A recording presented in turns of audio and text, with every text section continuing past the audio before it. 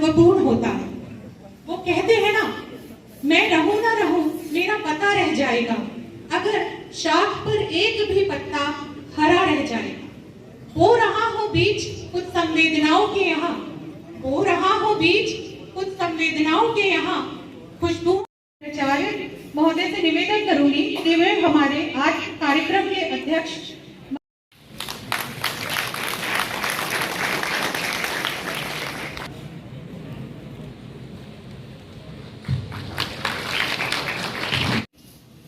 मैं माजी दलित सत्वा स्वशासी स्नातकोत्तर महाविद्यालय में आज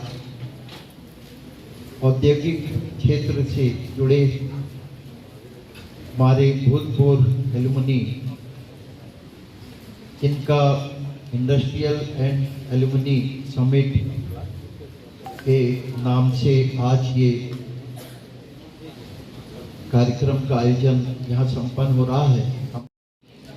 श्री जयनारायण सिंह जी को आमंत्रित करती हूँ। Bhagiya ji, MD Delhi public school Raipur. Shri Jhamman Dewangan ji को आमंत्रित करती हूँ।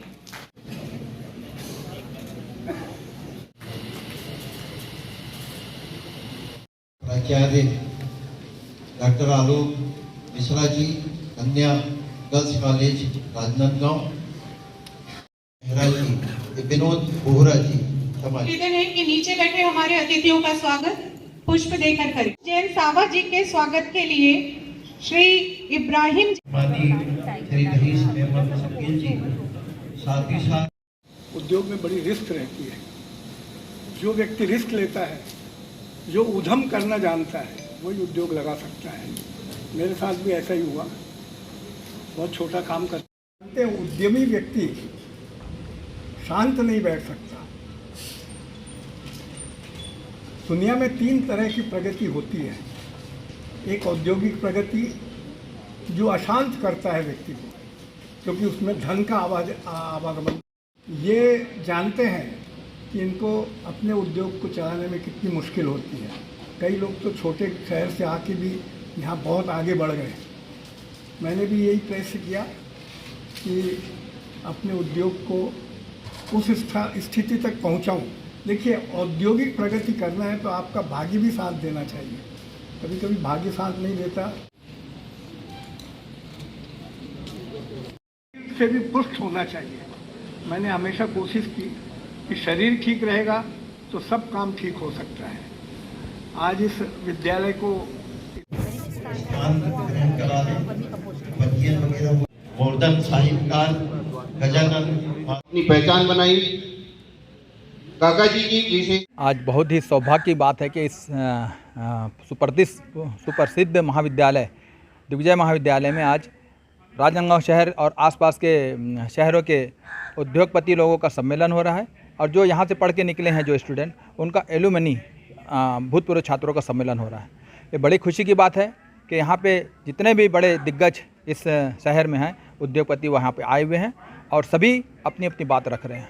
सबसे बड़ी बात यह है कि जब से मैं जन भागीदारी महाविद्यालय का अध्यक्ष बना हूँ, तब से मैं प्रयासरत हूँ कि ये महाविद्यालय नेक में A+ प्राप्त हो। उसी संबंध में हमने इस आयोजन को किया है ताकि हमारा जो रेख हो बढ़े और नेक में हम ज़्यादा से ज़्यादा अच्छे नंबर पा सकें। यहाँ पे जितने भी उद्योगपति आए हुए हैं, अधिकांश उद्योगपति इसी महाविद्यालय से पढ़ करके निकले हैं और शहर में लोगों को रोजगार दे रहे हैं, अपना नाम और समाज सेवा कर रहे हैं। तो हमने आज ये हमारे टांडेकर सर प्रिंसिपल साहब ने और हमने ये तय किया था कि इस महाविद्यालय में एक ऐसा बड़ा आयोजन किया जाए ताकि शहर के जो दिग्गज उद्योगपति हैं और जितने हमारे जो इस कॉलेज से पढ़ करके निकले हैं और अपने शहर का नाम रोशन कर रहे हैं, इस प्रदेश का नाम रोशन कर रहे हैं और इस देश का नाम रोशन कर रहे हैं, उनका एक सम्मेलन बुलाया जाए। और हमने आज सम्मेलन आयोजित किया है। बहुत सफल सम्मेलन हमारा हुआ। सभी उद्योगपति आए हुए हैं और अपनी अपनी बातें रख रहे हैं। हमने इनसे निवेदन किया है कि जिस प्रकार से इस महाविद्यालय में आपने अपना पढ़ करके आपने शहर में और अपने देश का नाम रोशन कर रहे हो, तो इस महाविद्यालय से भी आप कुछ थोड़ा बहुत अपना अंशदान दें ताकि ये विद्यालय नेक में और उत्तरोत्तर प्रगति करे और आने वाले 2024 में A++ आए। इसी उद्देश्य से हमने ये प्रोग्राम को आयोजित किया है।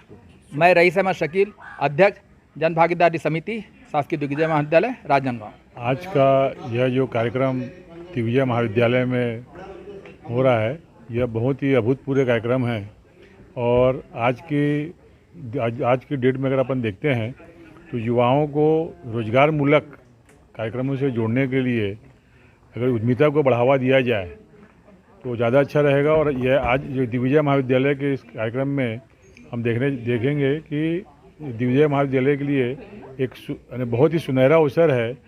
छत्तीसगढ़ में एकमात्र टूल रूम है जो कि रसमड़ा में मौजूद है, जो 2100 करोड़ की लागत से बना है। उसका एक्सटेंशन काउंटर अगर यहाँ पे खोलें, क्योंकि उनको एक एक्सटेंशन काउंटर खोलना है प्रदेश में कहीं भी, तो राजनांदगांव जिला जो है उसके लिए बहुत ही उपयुक्त है, क्योंकि 6500 विद्यार्थियों की जनसंख्या बहुत अभूतपूर्व होती है।